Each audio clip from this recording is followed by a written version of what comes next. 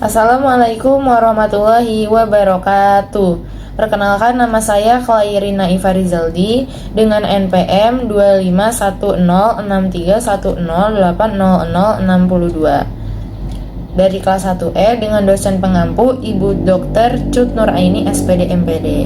Dalam video ini saya akan menjelaskan materi tentang fonotatif dalam mata kuliah fonologi. Mohon didengarkan teman-teman. Fonotatif adalah penggabungan huruf atau bunyi fonem guna membentuk suku kata dan kata dalam suatu bahasa. Maksud dari fonotatif yaitu membentuk kata yang bermakna dan diucapkan oleh alat ucap dengan benar dan lancar. Fungsinya untuk memperjelas pengucapan bahasa guna mengurangi ambiguitas dalam komunikasi. Jadi maksud dari fonotatif itu adalah kata yang bermakna yang diucapkan oleh alat ucap dari manusia, yaitu mulut. Jadi fonotatif itu yang mempelajari tentang kejelasan kata yang diucapkan dari alat ucap kita guna mengurangi ambiguitas, yaitu ambiguitas itu ketidakjelasan dalam pengucapan, sehingga saat berkomunikasi kalimat kita sulit dimengerti karena itu ambigu. Nah, jadi fonotatif itu mengurangi ambiguitas dalam komunikasi kita sehari-hari, sehingga nanti saat berkomunikasi kata-kata yang dikeluarkan dari alat ucap kita itu mudah dimengerti karena kita sudah mempelajari fonotatif.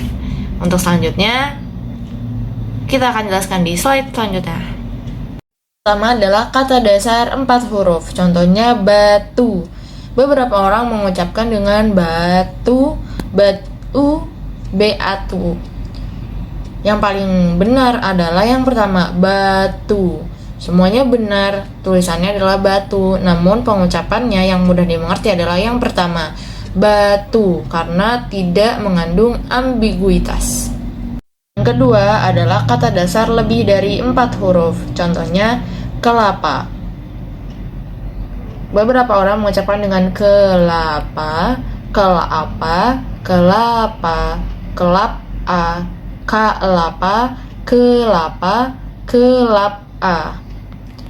Jadi yang benar dari semuanya yang mudah dimengerti dan tidak mengandung ambiguitas adalah yang contoh pertama, kelapa. Jelas pengucapannya kelapa. Dan yang 1, 2, 3, 4, 5, 6. Yang contoh ke-6, kelapa.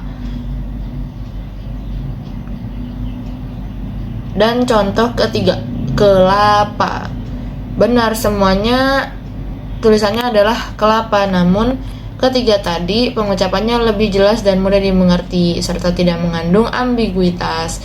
Itu kalau dari contoh kata dasar yang lebih dari 4 huruf. Selanjutnya, yang ketiga adalah kata berimbuhan asing. Contohnya organisasi dengan imbuhan isasi dari bahasa asing, yaitu dari bahasa Inggris.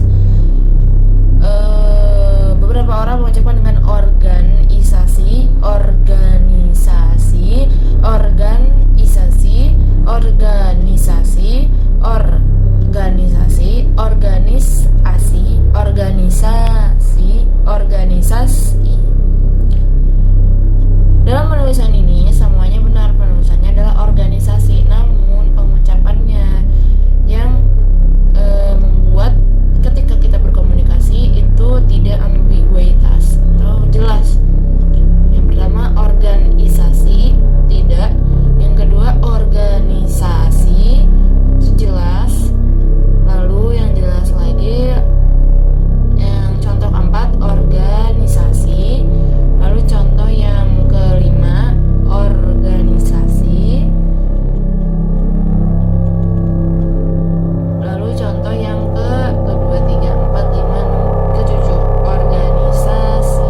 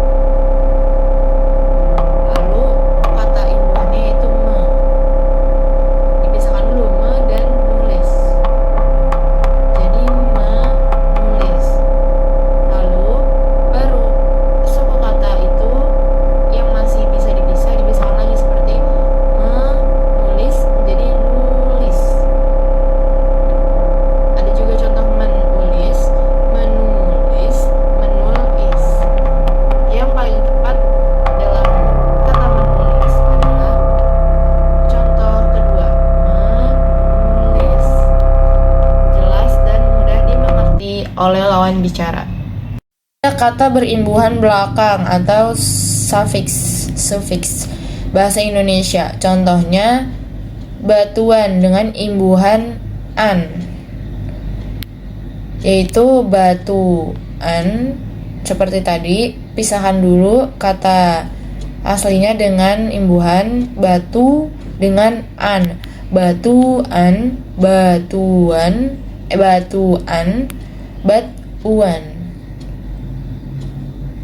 Yang tepat dan bisa dimengerti adalah yang pertama dan yang kedua. Batuan, batuan, batuan. Berimbuhan depan dan belakang atau disebut konfiks bahasa Indonesia. Contoh, menuliskan, imbuhannya ada di depan dengan belakang, yaitu me dan kan. Contoh pengucapan kalimatnya menuliskan, menuliskan, menuliskan.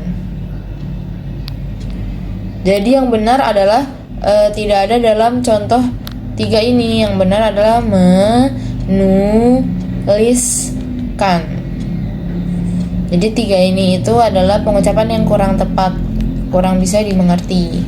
Tetapi sama tetap benar, tulisannya menuliskan, namun cara pengucapannya yang berbeda.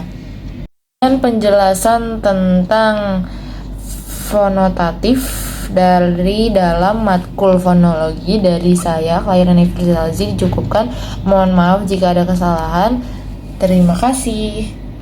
Wassalamualaikum warahmatullahi wabarakatuh.